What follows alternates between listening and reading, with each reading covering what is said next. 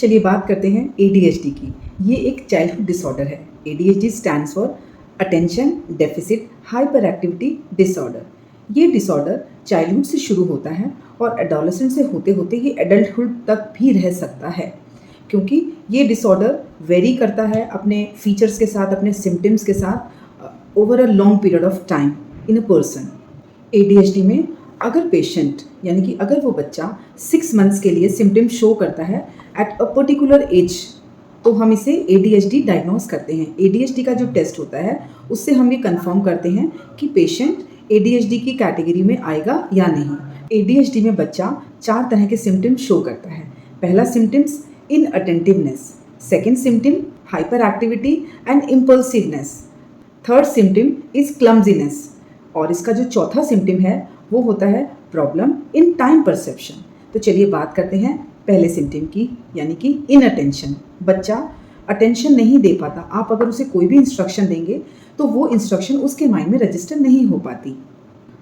वो किसी भी दिए हुए काम के लिए फोकस नहीं कर पाता। उसका कंसंट्रेशन पुअर होता है।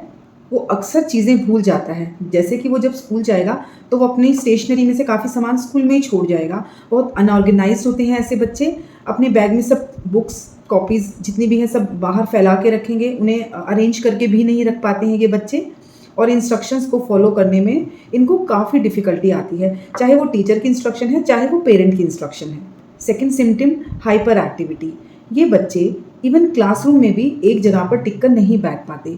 थोड़ी सी देर बैठ के ही ये बोर हो जाते हैं और कुछ ना कुछ एक्टिविटी में इन्वॉल्व होना चाहते हैं। ये बच्चे अपनी टर्न का वेट नहीं कर पाते, काफ़ी रेस्टलेस हो जाते हैं क्लासरूम में भी और इवन घर में भी। बहुत ज़्यादा बातें करते हैं, काफ़ी टॉकेटिव होते हैं, टीचर से हमेशा डांट खाते हैं क्योंकि ज़्यादा टॉकेटिव होने की वजह से ये क्लास वर्क होमवर्क कुछ भी कंप्लीट टाइम से नहीं कर पाते। और बच्चों की अपेक्षा इनकी ड्रिवन बाय मोटर होती है, यानी कि हाई स्पीड से इनकी मोटर चलती है। ब्रेन में जो केमिकल होता है उसकी एक्सेस मात्रा होने की वजह से वो मोटर नॉर्मल स्पीड से नहीं चल पाती, इसलिए ये लोग रेस्टलेस हो जाते हैं और हाइपर एक्टिविटी शो करते हैं। तीसरा सिम्टम होता है क्लमजीनेस, यानी कि ये बच्चे चलते चलते भी कई बार गिर जाते हैं, क्योंकि क्लमजीनेस यानी कि इनकी वर्जन मोटर स्किल्स होती हैं और बैलेंस ठीक से कई बार नहीं बन पाता। और कभी कभी ऐसा भी होता है कि छोटे छोटे एक्सीडेंट्स भी ये फेस करते हैं। तो ध्यान रखने की ज़रूरत होती है स्कूल में भी और घर में भी एडीएचडी बच्चे के लिए। चौथा सिम्टम होता है प्रॉब्लम इन टाइम परसेप्शन, यानी कि ये बच्चे ये जज नहीं कर पाते कि कितना समय बीत गया, ये कितनी देर हो गई इनको खेलते हुए या कोई भी सो एंड सो एक्टिविटी करते हुए, यानी कि टाइम परसेप्शन का कॉन्सेप्ट इनका काफ़ी पुअर होता है। एडीएचडी की काफ़ी रीजंस होते हैं जिन कारणों की वजह से पेशेंट को एडीएचडी हो जाता है। इसमें पहला कारण है जेनेटिक कॉजेज़, यानी कि जेनेटिक यानी परिवार में अगर कोई समस्या एडीएचडी के किसी भी मेंबर को हुई है तो वो बच्चे में आने के पूरे चांसेस होते हैं।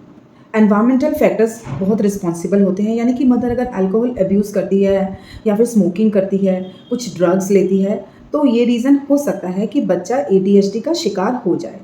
कई बार ब्रेन इंजरीज हो जाती हैं प्रेगनेंसी में, या फिर न्यूली बॉर्न बेबी को ब्रेन इंजरीज हो जाती हैं अगर इन केस, तो ये भी एक रीज़न होता है एडीएचडी होने का।